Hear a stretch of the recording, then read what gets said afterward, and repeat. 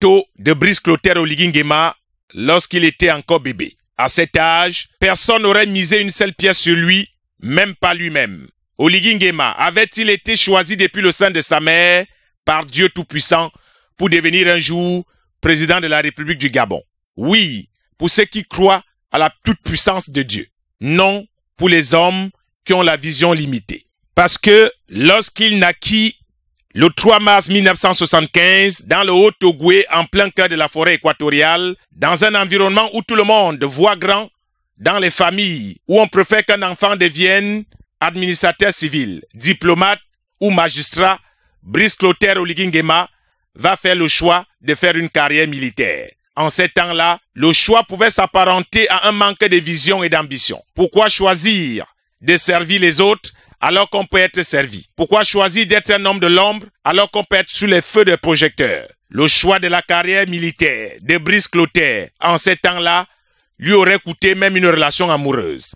Disons-nous les vérités vivantes, pratiquer le métier des armes à cette époque n'était pas le choix le plus judicieux aux yeux de plusieurs familles pour leurs enfants. Il pouvait même être considéré comme un choix par défaut pour ceux qui ont raté leur jeunesse. Mais Brice Clotaire ne le savait pas lui-même à cette époque que sa vie de militaire va prendre l'hélicoptère quand il sera envoyé en formation à l'académie militaire de Meknès au Maroc. Sous haute recommandation d'Omar Bongo, son père spirituel, le jeune Oligui, qui à cette époque ne fait même pas peur à une mouche, vu sa carrure, va apprendre à lire sans parler, à entendre sans écouter, à voir sans regarder. Il s'accommodera avec un seul mot dans sa carrière professionnelle militaire, la loyauté. Le jeune Oligui, revenu sur sa terre natale, va apprendre à servir sans se plaindre auprès du maître Omar Bongo. Dans l'ombre, pour servir loyalement et fidèlement le président de la République. Dans les coulisses des palais à travers le monde,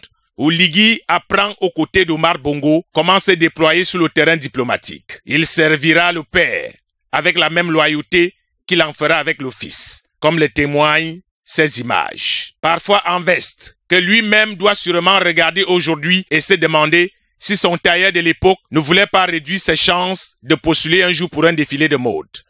Même ses amis militaires ne pouvaient pas lui dire la vérité en ce temps-là, que Tara laisse les affaires de costume là. Mais son tailleur de cette époque ne le savait pas lui-même que malgré ses costumes Djobala pas téléphone, il l'aidait à s'entraîner à l'accoutrement d'un chef d'État. Au regard de ces quelques photos, Oligui Nguema n'avait-il pas été oint de l'onction royale lorsqu'il était à Meknès au Maroc, ou tout simplement il a reçu le transfert d'onction présidentielle comme aide de camp d'Omar Bongo? Oui, cela est possible, mais comme tout bon militaire, il a continué à servir dans l'honneur et la fidélité, du père au fils.